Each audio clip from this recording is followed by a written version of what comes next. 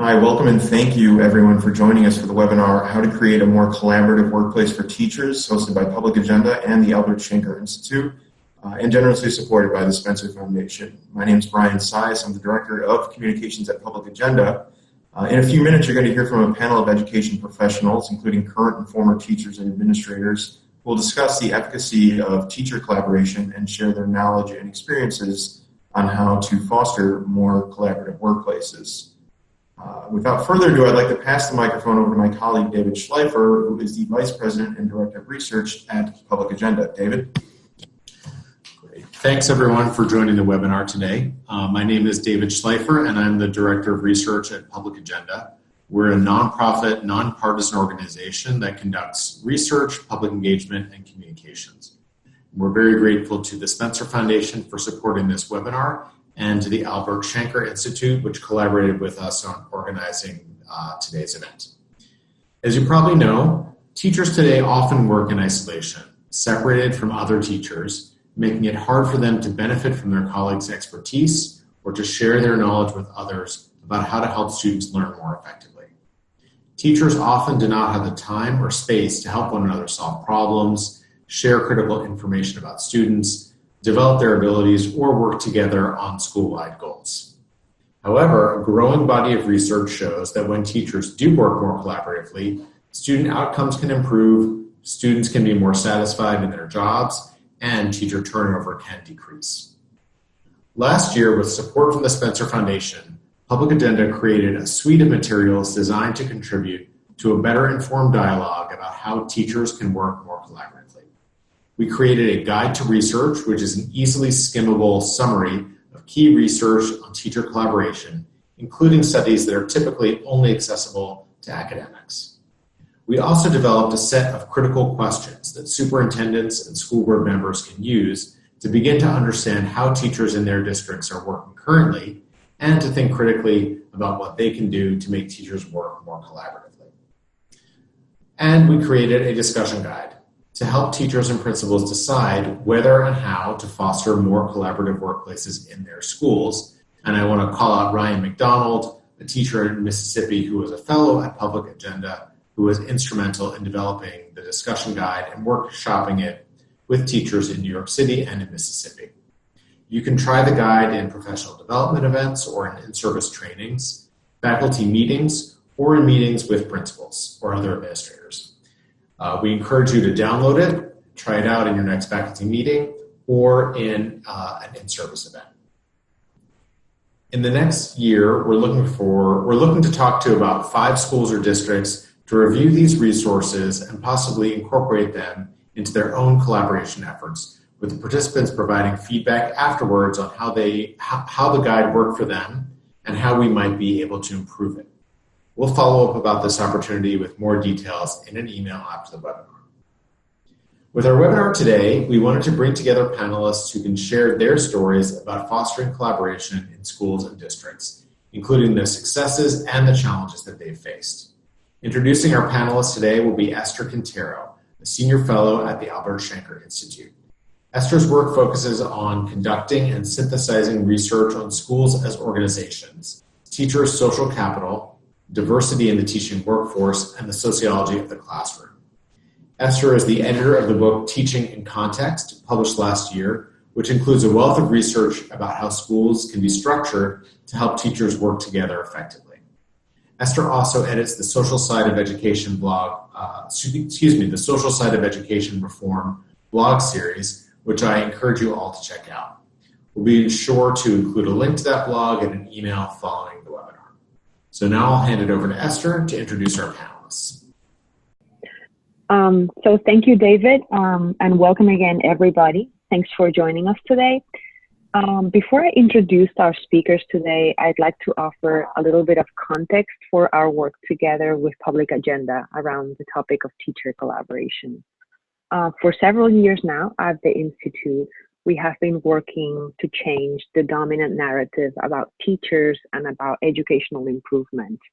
Something I don't need to explain to this audience is the fact that for a long time it has felt that the individual teacher was to blame for the underperformance of his or her students, and with very little consideration for factors like the context where teachers work.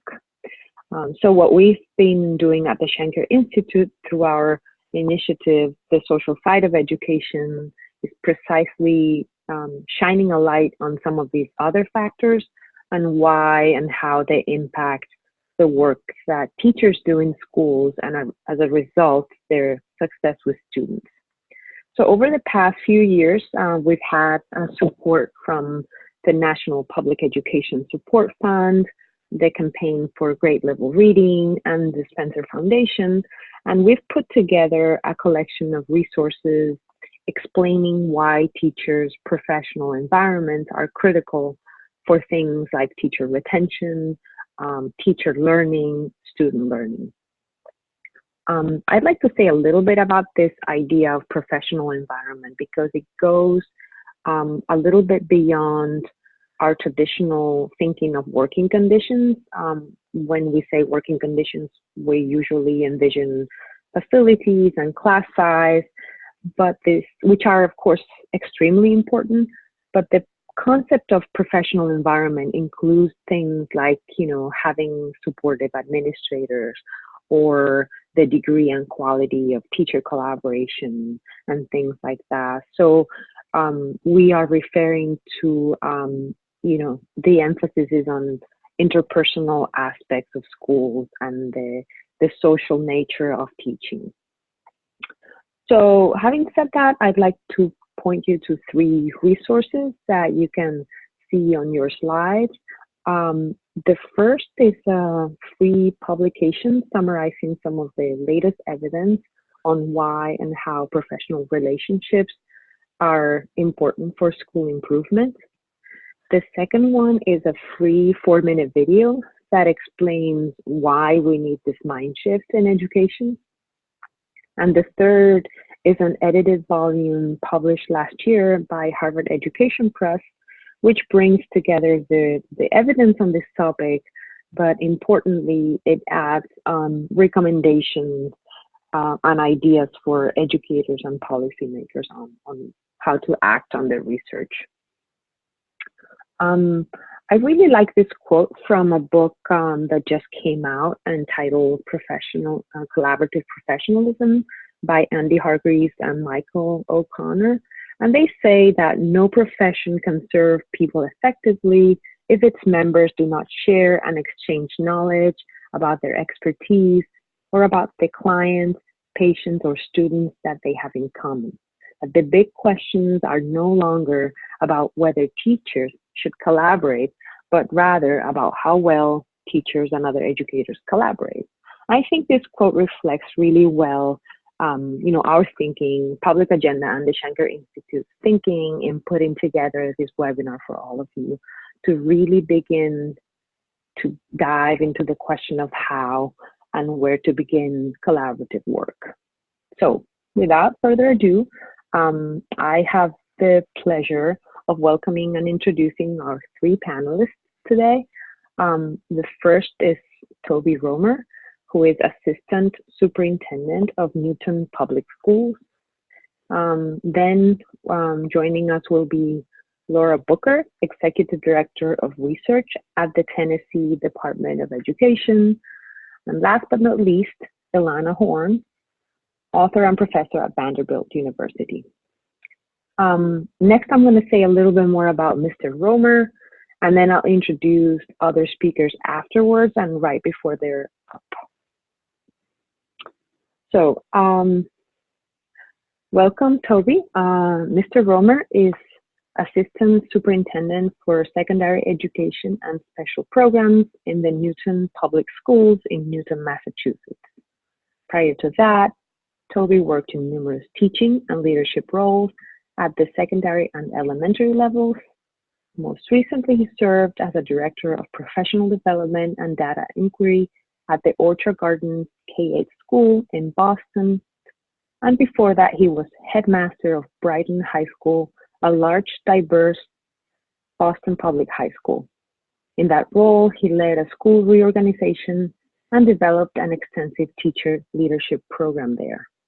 Mr. Romer began his career as a substitute teacher and mentoring program coordinator in Boston, and went on to serve as a teacher leader, assistant headmaster, and headmaster. He has taught Spanish, social studies, English as a second language, and mathematics, and has served as a leadership coach for teachers and principals. He holds an undergraduate degree in social studies and education from Harvard College and a master's degree of education in school leadership from the Harvard Graduate School of Education. Welcome, Toby, and whenever you're ready. It's a pleasure to be here and to be part of the presentation. I'm actually going to be talking about work that I collaborated on with teachers, teacher leaders, and administrators at the Orchard Gardens K-8 pilot school. And I'll tell you a little bit about the school and the background, and then get into some of the detail examples of how teacher collaboration was a key part of the work we did in the school and in teacher leadership there. So Orchard Gardens, again, as you can see, is a Boston public school. From 2010 to 2013, it was a turnaround school. It was one of the lowest performing schools in the state of Massachusetts at the start of that time, and worked in a very low income area, high poverty, as well as a large percentage of students of color, as you can see. And over that time, experienced a lot of success in improving academic performance and the school culture at the school. There are a number of different strategies that were part of that turnaround effort, including the infusion of the arts throughout the curriculum at Orchard Gardens. But what I'm going to focus on today really is the work that we did around teacher collaboration and using teacher leadership as part of the turnaround strategy for the school. So I'll tell you a little bit about the structure of that program first. At the school, and it was a fairly large K-8 with 800 students, but the structures I think are important regardless of school size. We were able to place a teacher leader for each grade level at the elementary school level, and then for each content team or departmental group at the middle school 6th through 8th grade level. Those are teachers who are teaching full time, but also received a stipend for their work, primarily facilitating the teams or the professional learning communities at each of those levels, the grade levels, again, in the elementary school, or the departments at the middle school.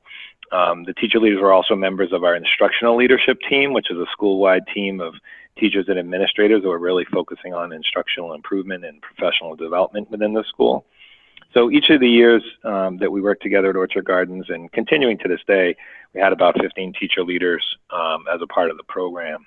As a part of the turnaround also, we had a 3-year partnership with Teach Plus, which is a nonprofit, a national nonprofit headquartered here in Boston, and their T3 initiative, or Teacher Turnaround Teams initiative.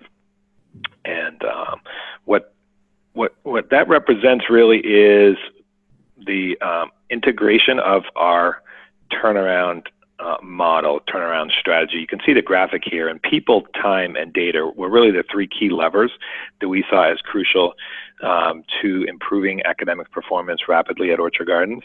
And teachers and teacher collaboration, facilitated through a teacher leadership program, were really the key to the intersection of those three crucial levers so often.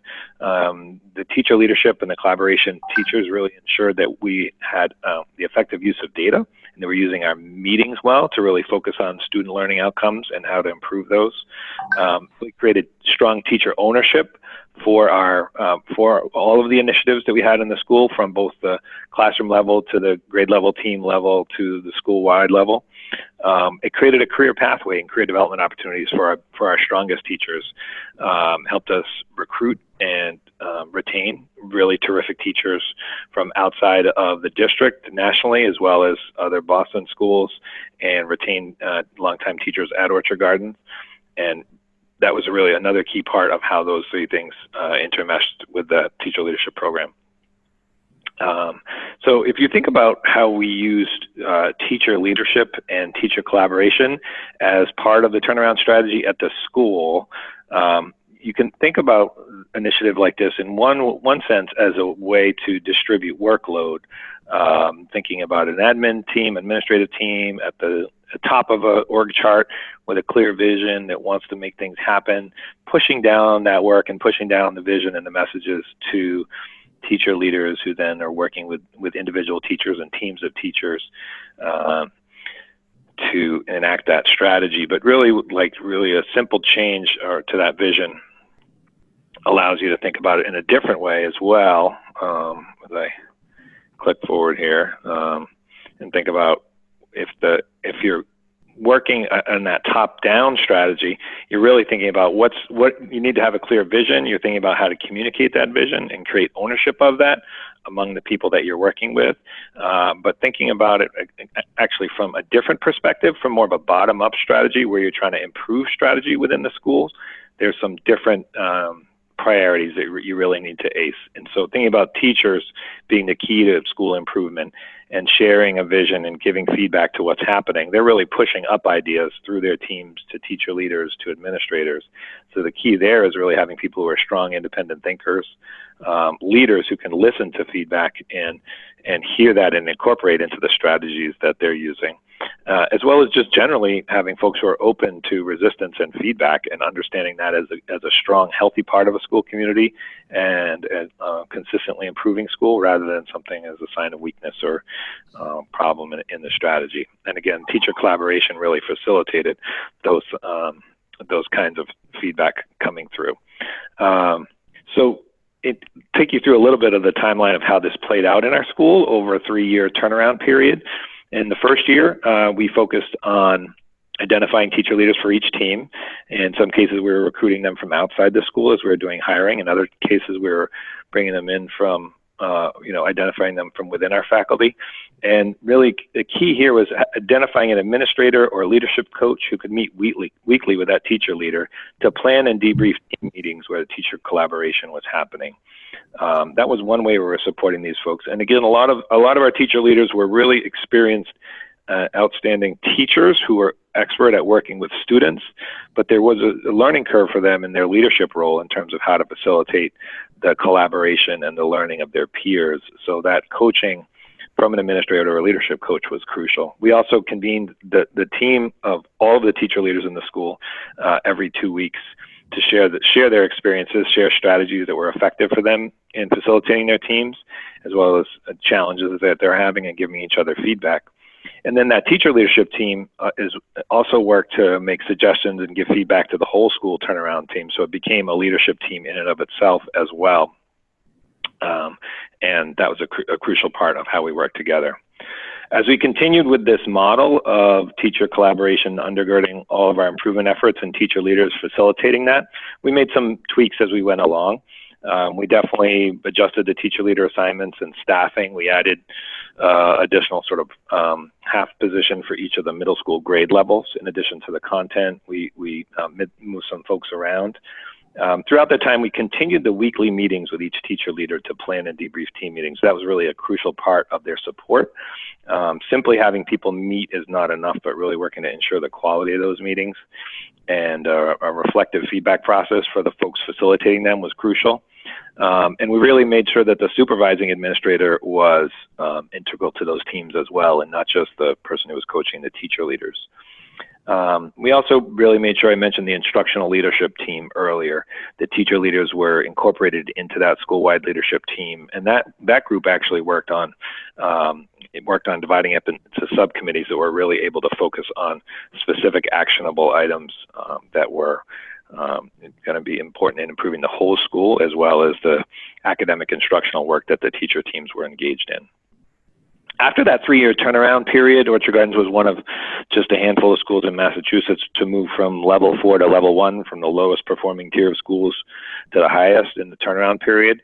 The work continued and the teacher collaboration continued as more than just a turnaround strategy, but an ongoing strategy for a healthy, strong school community. So continuing with weekly planning and debrief meetings for our new teacher leaders, and we did have some turnover of teacher leaders as well as many who were continuing their roles. And for experienced and teacher leaders who were returning to the role, we actually had a cohort meeting that was facilitated by other teacher leaders, lead teacher leaders, if you will, and helping to support best practices among their peers in their leadership roles. We also restructured some of the teams to match the needs and resources of the school. We started having 3rd through 5th grade teachers meet together around content, literacy, as well as math in 2 separate meetings. We adapted the teacher leadership model a little bit in some grade levels where the model wasn't working perfectly, or there was a shift in staffing or turnover that we needed to be responsive to. So there was definitely some examples where that happened. Here's one example that I can touch on quickly of what this looked like in more detail at a school, at a team level. Our 2nd grade team, for example, was really struggling early on in the turnaround process with their literacy results on interim assessments that we were doing. And the team was really struggling and feeling like the assessment itself was the problem. It was unreasonable. And this was at the beginning of the implementation of new Massachusetts standards aligned with the Common Core. But the school principal and the academy director, the administrators involved, really pushed back on the team and asked them to think carefully about how their instruction was aligned with the new standards. And the team accepted the challenge of rethinking a lot of the curriculum they were using in light of the new standards. And so they used their team time really effectively to revise the curriculum map for literacy that they were using and try to understand how the rigor of the new Common Core line standards could be helpful in challenging their instructional work.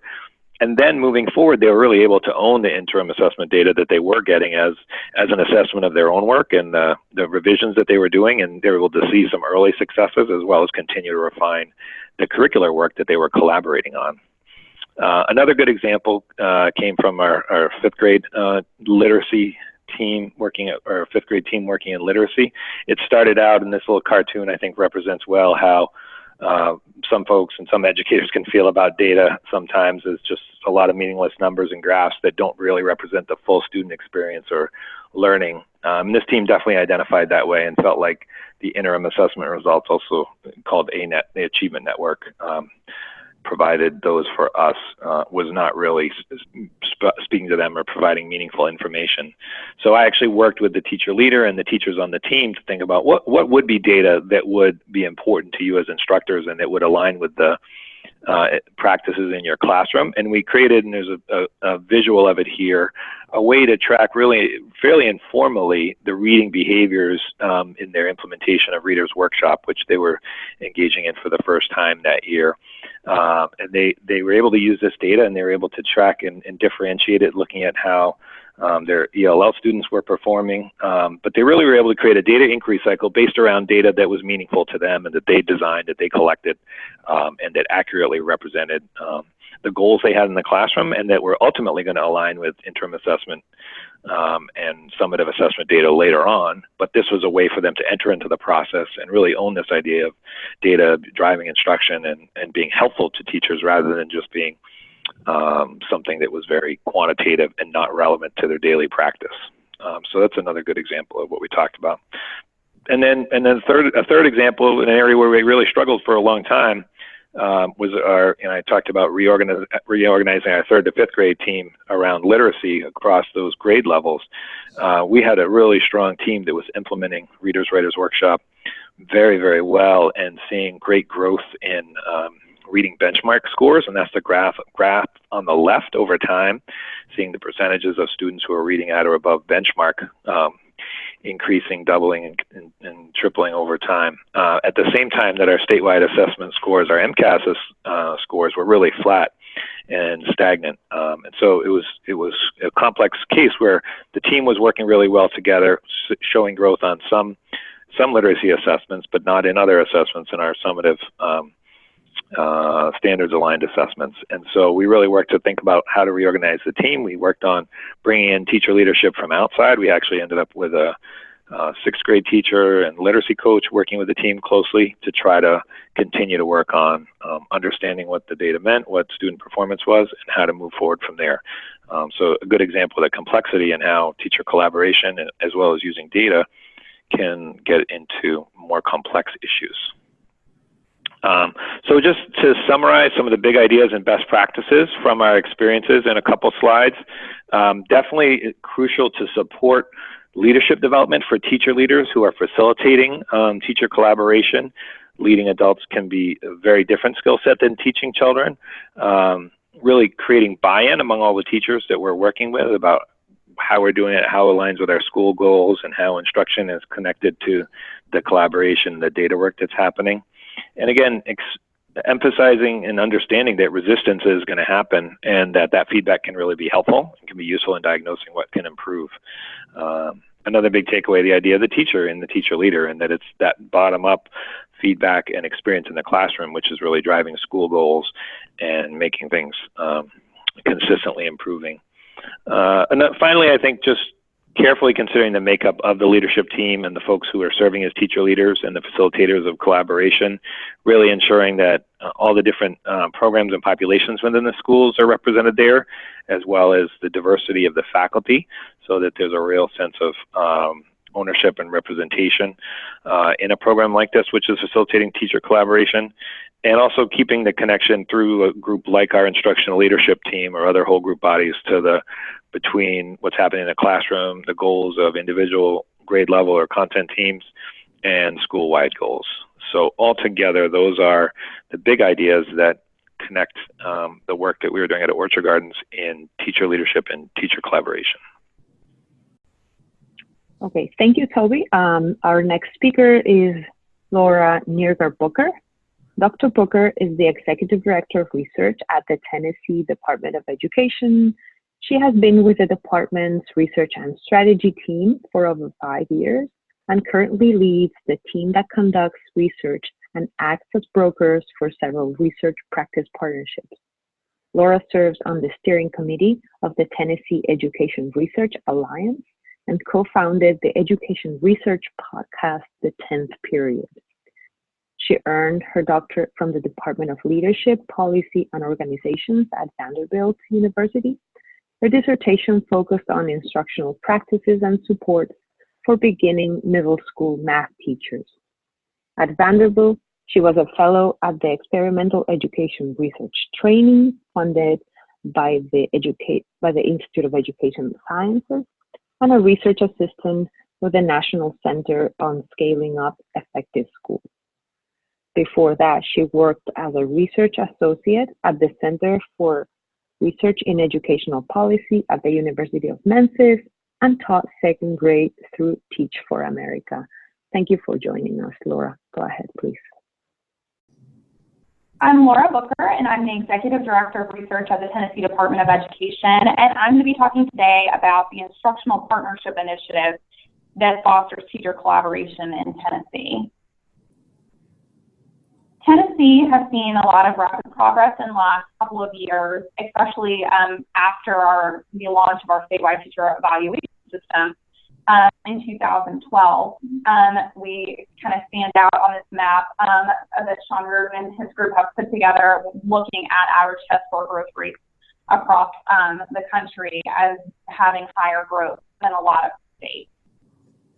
We also have several statewide goals that we're working toward. One of those goals includes advancing to 75% of our graders being proficient in reading. Other goals include being in the top half of states on NAEP. And with some ambitious goals like this, we've also had to really think strategically about what we're doing to both have high-quality teachers entering the profession, but also to foster teacher improvement. And one of the primary ways to do that is through teacher collaboration. The Instructional Partnership Initiative makes use of evaluation data to help from that statewide teacher evaluation system to help teachers get better. It tries to actually make this easy for principals so that they can leverage in-school expertise to foster teacher improvement. This is also actually something that's free for schools.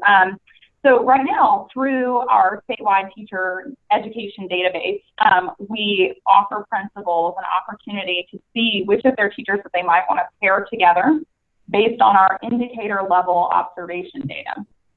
So, for example, principals get a list that shows a target teacher with maybe 3 or 4 potential match teachers, and it shows them the areas where a teacher was strong based on their evaluation data and where they were not as strong. So you might have a teacher who was weak in particular in problem solving or questioning, who is then provided, teachers who had strengths in those areas as potential matches. And it optimizes the matches, the algorithm does, within the school building And we typically provide principals with matches based on past year roster data if they don't have very much turnover, and then we update the matches based on current year rosters once those settle in at the beginning of the school year. We also have some tools that we provided around vignettes of how what implementation looks like, and we have tools like a teacher and principal guidebook for what it means to have targeted teacher collaboration around a particular practice within a school building.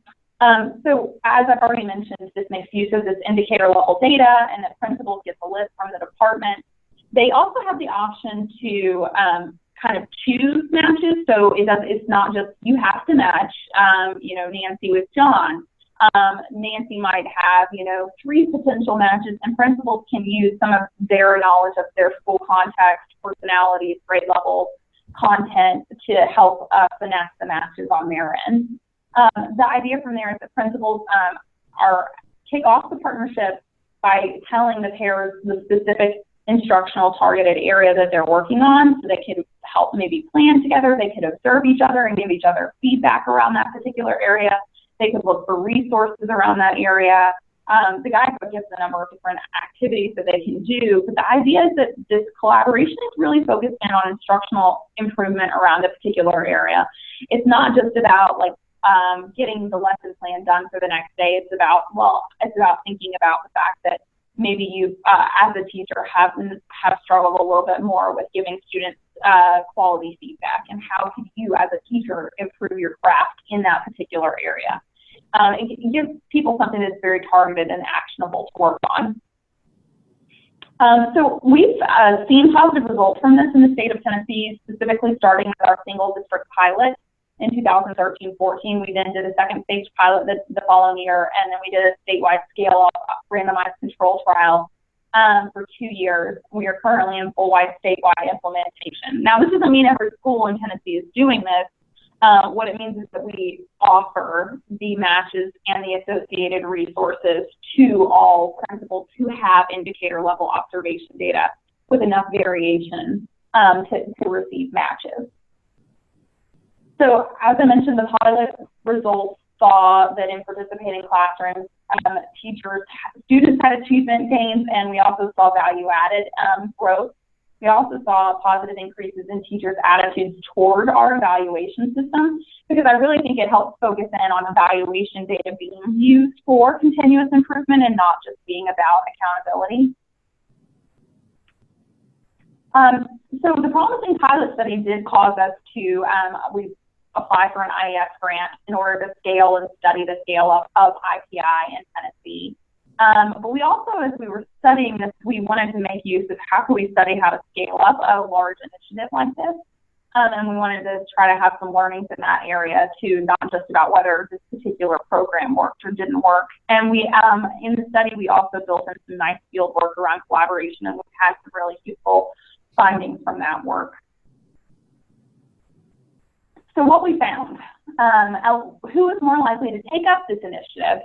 Elementary principals in rural districts, schools that had lower observation scores and had less resources for collaboration, and then schools who were also pushed by their district office. So I think we really learned something from this in terms of pushing out statewide programming, in terms of who it is who's likely to take up something that is optional. The department, at the same time as we were scaling IPI, we were also, we'd had a new commissioner, we had a new coaching initiative, we had had some legislative changes around evaluation with some new evaluation systems for our non-tested teachers. And a lot of schools felt like there was so many other things going on that something optional wasn't something that they could take up. So it was interesting to learn, really what levers we can make use of, and how people are making decisions about when to launch into other types of collaboration work.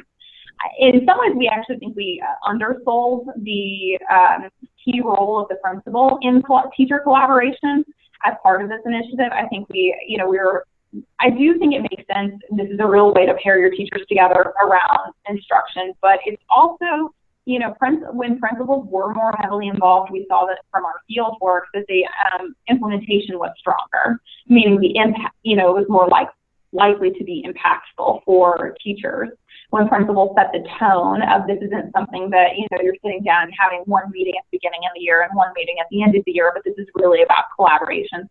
We also heard, you know, anecdotally from a lot of teachers, some principals chose to pair people who, you know, were grade adjacent or who were working together, you know, anyway, but some principals actually use this as an opportunity to pair people in their buildings who didn't necessarily work together day in and day out.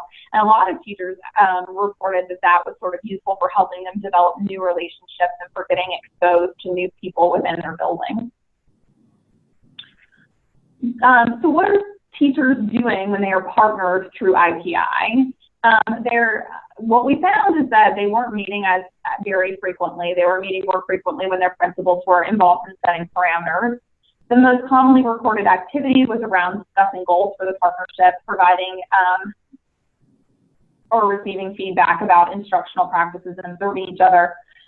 They were also involved in activities closely related to teaching, like developing materials, co-teaching, lesson planning. And those were the activities that had the highest percentage of teachers rating them as helpful or very helpful.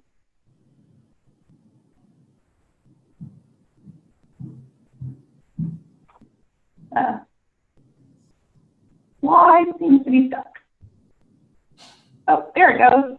Okay, so principal role. I've hit on this a little bit already, but few principals expressed that IPI was a significant burden for them. Most principals indicated the main time investment was determining matches up front and introducing the partnership to teachers. When principals left the expectations open-ended or expected teachers to just read the guidebook on their own, partners were less likely to continue to engage. And across all the fieldwork schools where we were doing more qualitative work around IPI, we saw that principals had the most impact on the climate and substance of professional learning. Principals really seem to set the tone in terms of how teachers are working together in school.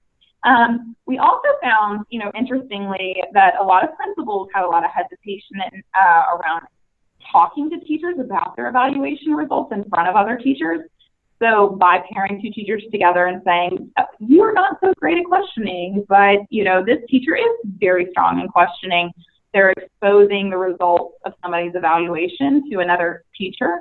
And that's something that principals often did not necessarily feel comfortable with. I think that was something that we sort of assumed would be, thoughtlessly assumed that that was something that principals would be able to navigate and would know how to navigate. But it ended up being, you know, a learning that something that principals need a little bit more training on in terms of being able to give more direct feedback and to talk to teachers honestly about their areas for improvement. Other big findings from this work for us in Tennessee is that the work of scaling faces many challenges. So we had some agency turnover. Pretty much the entire team who was over evaluation turned over during the time in which we had applied for the grant and received the grant from IES to scale this initiative. And so reinvesting people here, helping them prioritize it and prioritize support. You know, we say that this is a very low-cost initiative, and it is compared to a lot of things around professional learning, but it still takes a lot of time and energy and effort to communicate that this is there to help bring people on board with the idea of trying it out, to talk to principals about how they might set up those matches and what the expectations should and would be. We had a lot of competing priorities, not just at the state level, but also, as I mentioned, with our districts and our schools. And then we also had some, you know, real concerns around what is the state role around professional learning and what should that look like? You know, we tend to agree that providing a resource like make a data-driven, you know, list of teachers who you might want to pair together feels like the right thing, but mandating that buildings do participate in this doesn't feel like the right role for a state Department of Education. The research that we did as part of our IES study to evaluate IPI really did help yield some fruitful recommendations, especially from the field work. We heard from teachers that they really wanted an opportunity to receive what are called professional development points for participating in IPI. And that is something that we were able to change in our policy.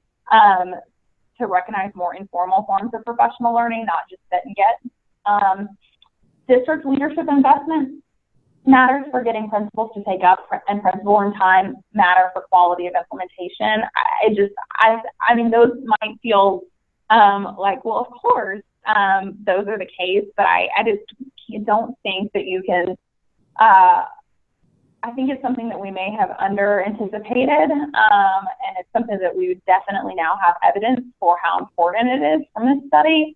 And I think it's, it's always, I think we also in Tennessee, we've been doing a lot of work around instructional coaching, and we're finding both of these are true around instructional coaching as well, in terms of collaboration, and that some teachers are going to, naturally collaborate, but that district and school leadership really set the tone for that. As I mentioned, we also feel like leaders need more training on having difficult conversations. And then we also had some broader learnings from this work. We worked with John Papay, who's at Brown University, and he, working with our Tennessee Education Research Alliance at Vanderbilt University, did a lot of work using the data that he was using for evaluating IPI to look at teacher improvement trajectories over time in Tennessee. And that's been really useful, especially because some of his work shows the variation that's happening in terms of teacher improvement across schools and how that ties into some of that feedback that teachers are getting through our evaluation system. So that has kind of spawned into some new avenues for research where we're really doing some more field work around professional learning and making use of that data to do some deep dives around what professional learning looks like in schools where teachers are improving a lot and where teachers are not improving as much. And last but not least, joining us today, we have Ilana Horne. Dr. Horne is Professor of Mathematics Education at Vanderbilt University's Peabody College and the Director of the Teacher Learning Lab at Vanderbilt. After teaching high school mathematics in the Bay Area, Horne earned her doctorate at the University of California, Berkeley, and did a postdoctoral fellowship at Stanford. Her work uses sociolinguistics and interpretive methods to examine secondary mathematics teachers' learning in the context of their workplace, to build usable understandings of teachers' learning that account for the institutional settings of schools and policy pressures. The goal of her research is to critique and improve common forms of teacher education, and in turn improve education for students and supports for teachers, particularly in urban schools. One of her recent studies examined middle school mathematics teachers' sense-making around standardized test data, and currently she is studying experienced mathematics teachers' professional learning as part of a professional development organization in Los Angeles Unified School District. Welcome, Dr. Horne, whenever you're ready. Hi, my name is Alana Horne. I'm a professor at Vanderbilt University. My field is math education, but a good portion of my research also looks at teacher communities as a way of looking at in-school resources for teacher learning. The title of my presentation today is From Conversation to Collaboration: The Quality of Teacher Workgroup Conversations and the School as a Learning Organization. So a lot of the efforts we see to work on instructional improvement in schools, they often involve designs for teacher collaboration. And so we wanted to dig a little bit deeper into what those kinds of conversations need to look like in order to really support building the school as a learning organization. So the overarching question for this inquiry was, how does teacher community contribute to professional learning? This is a question I've been asking for years now, because we have a lot of evidence from the sociological literature that whenever we find schools that are beating the odds in some way, where students are outperforming expectations based on their prior levels of achievement, we always find that underneath that there's some kind of teacher community. So there's been a longstanding conjecture in the field that teacher communities can contribute to professional learning, but yet we're not entirely sure how that happens and how to engineer it. So in this study, I was working on a project that was investigating the large-scale support of middle school math teachers' development of ambitious instruction. So we were working with 2 school districts who had targeted middle school math as a location that they wanted to invest in teachers' improvement. And both these districts, which we called B and D, really had heavily invested in professional development, in resources, in instructional coaches, and a bunch of different strategies to meet this goal. And in addition to all the things I listed relevant to this presentation, they also included teacher collaboration as an improvement strategy. So we really had an opportunity to look deeper and more closely at how teacher collaboration might play a part in meeting this goal of instructional improvement. So my team collected over 100 meetings from what were community nominated, well-functioning teacher collaborative teams. And we wanted to do sort of a best case sampling because we thought it would be more useful to the field to really uncover what's happening when things are going well. And so we purposely sampled the strong cases. And so, like I said, we had 111 meetings from both the districts. I think it was about 26 teams over 4 years. And we were really looking at the conversations. So we videotaped it, most of the conversations, some of them were audio taped. And we were looking at the teachers' talk to see what kinds of learning opportunities were happening in these meetings.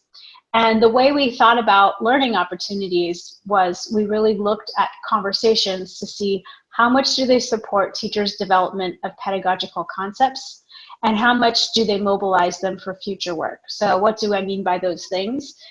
Pedagogical concepts are like ideas like differentiation. So some people think that differentiation means that I tailor my lessons so that individual students all do different work. And other people think differentiation means I just need, everyone's going to do the same work, but I'm going to change and modify assignments so that students have different access points, but they're all effectively working on the same thing. So that's an example of a pedagogical concept that might look different in different teacher groups. And as teachers discuss, they might be developing different ideas about sort of these core parts of their practice. The second part about mobilizing them for future work, we would sometimes see teacher groups that would have really interesting conversations about something like, why did a student answer this on a task?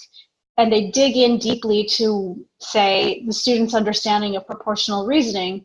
But then when they were planning their next lesson, they didn't link that really nice, deep conversation to their subsequent planning. More often, however, we saw teachers mostly focusing on thinking about their future work, using their collaborative time as a time to do lesson planning. Because as we know, those of us who work in schools, that is sort of a not optional and very pressing part of teachers' jobs, is that every day they need to show up with hopefully an engaging lesson in hand. So we analyzed these and we coded all the meetings, and what we found was that when teachers when teachers participated in what we called a high quality meeting, where these learning opportunities were really rich, that increased by a factor of 5 the idea that they might seek each other out to ask advice outside of the meeting. So what we were trying to understand is, what is the relationship between these sort of informal, or these formal interactions that happen in these high quality meetings and the ways teachers might seek each other out for assistance outside of the meetings. So it turned out that co-participating in these high quality meetings together help teachers see each other as resources in ways that carried over. And what's more, that didn't just last for the duration of the time where they were having their team meetings together. We found that these advice-seeking ties between teachers were sustained even after up to a year after the meetings were no longer taking place. So I think that this has a lot of implications for folks who are trying to cultivate teacher community. The nature of the talk in the meetings that we call high quality, where there were more learning opportunities, it was more of a dialogical conversation. A lot of times teachers will share ideas, and it's sort of a turn-taking talk structure. What did you do? What did you do? What did you do? Or here's what I do. Sort of presentations, not so much the kind of thing that would lead to the concept development around, well, why do you do that? Why do you differentiate in that way? How do you think about that? And those dialogical processes are kind of a hallmark of these high quality meetings. And I think that they carry over because colleagues begin to see each other as resources for improving instruction. So you might remember, even after the fact, oh, so-and-so had a really good idea about differentiation. So-and-so had a good way of thinking about proportional reasoning and the kinds of misconceptions students might have, and maybe they can help me interpret this student work that I'm a little confused about. So those kinds of experiences seem to carry over. And I think that this, if we're thinking about trying to develop schools as learning organizations, this new advice-seeking behavior by teachers is desirable, because one of the things that teacher collaboration is seeking to do is to break down teachers' isolation and to help them have more resources so they're not constantly reinventing things in the isolation of their own classrooms.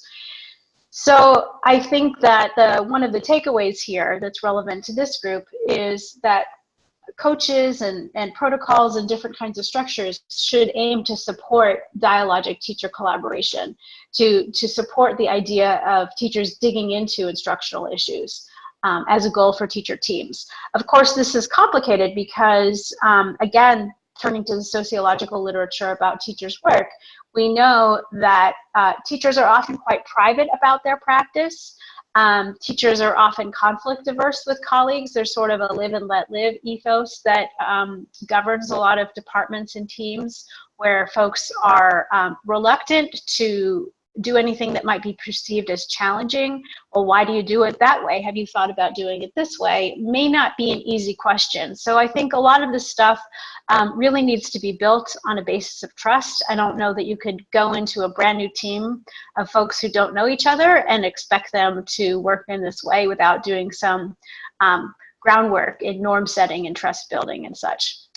So thank you for listening to my presentation, and it was a pleasure to be able to share my work with you. Toby, this question's for you. How have you seen principals or districts deal with the challenges of scheduling and finding physical space for teachers to work more collaboratively? It's definitely a challenge, and oftentimes when you look at the 40, 50, 55-minute chunks that the day is divided into, it can feel like there's not adequate time and space for teacher collaboration to happen. I think it's important, and the principals that I've seen work on this effectively have looked at teacher collaboration not as an add-on or additional thing to try to accomplish, but really crucial to the strategic development of the school, and gone so far as to change schedules or revise meeting patterns for courses to ensure that there are significant chunks of time. At Richard Gardens, we were actually able to create 2 back-to-back 50-minute blocks for each elementary grade level team and each middle school content department teams by aligning elective periods so that there were significant chunks of time for teachers to collaborate and doing data inquiry and really and curricular work together. So thinking outside the box rather than thinking of the chunks of time as a given is crucial. Space is another ongoing issue, and I think whether it's meeting in a classroom or meeting in a conference room, there's always a space that can be found, and it just sometimes those issues can be symptoms of maybe a larger concern around buy-in or belief in an initiative of teacher collaboration, and might want to be looked at as the latter rather than the former.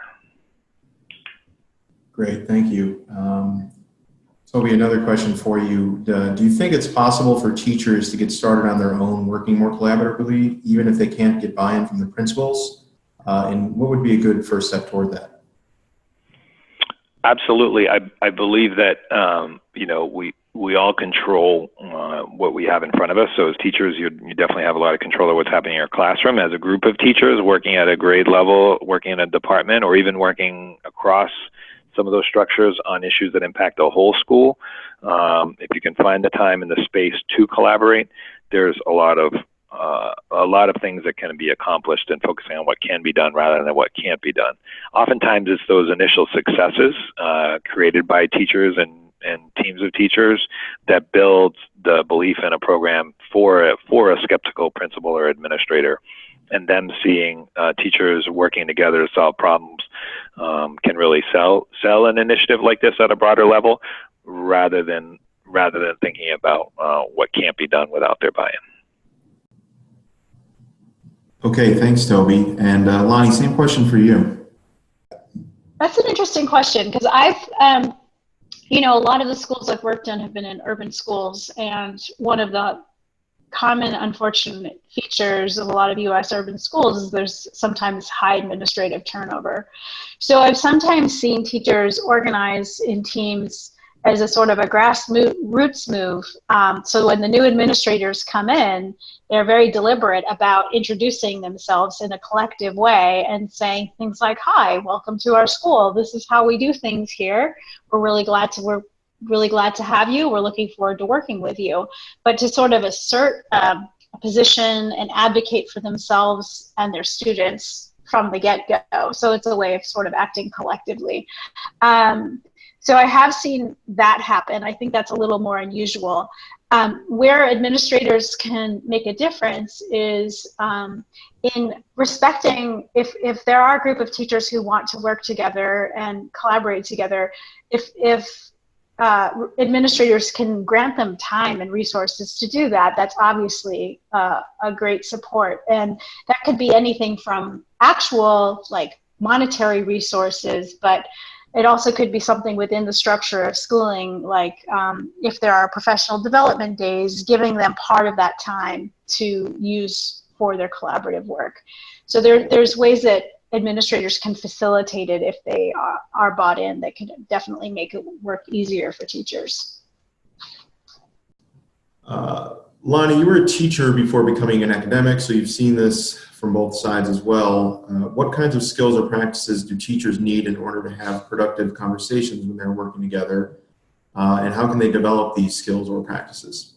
I think that there needs to be a disposition of curiosity and humility, and of wanting to learn and get better.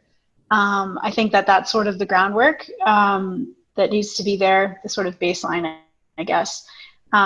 That this understanding, I think sometimes there's a misconception that, and I think this is captured in that language of best practices, that there are these really good practices out there that we can, if we just work in a straight line, achieve them in some kind of a, like a linear fashion.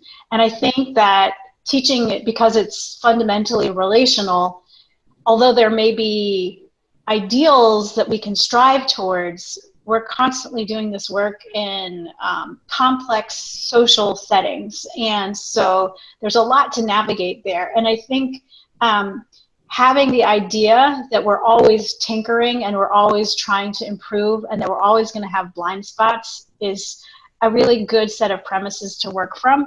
And the reason I say that is because where I see things going wrong a lot in teacher teams is if people get too defensive, if people assert something about a particular practice with a lot of certainty, even though their classroom may be fundamentally different than somebody else's classroom. So I think that a stance of sort of curiosity and collaboration is important. from the outset? We didn't have too much of an opportunity to talk about data and research and how teachers use student data when they're working together. What have you learned about how teachers can use this type of data effectively?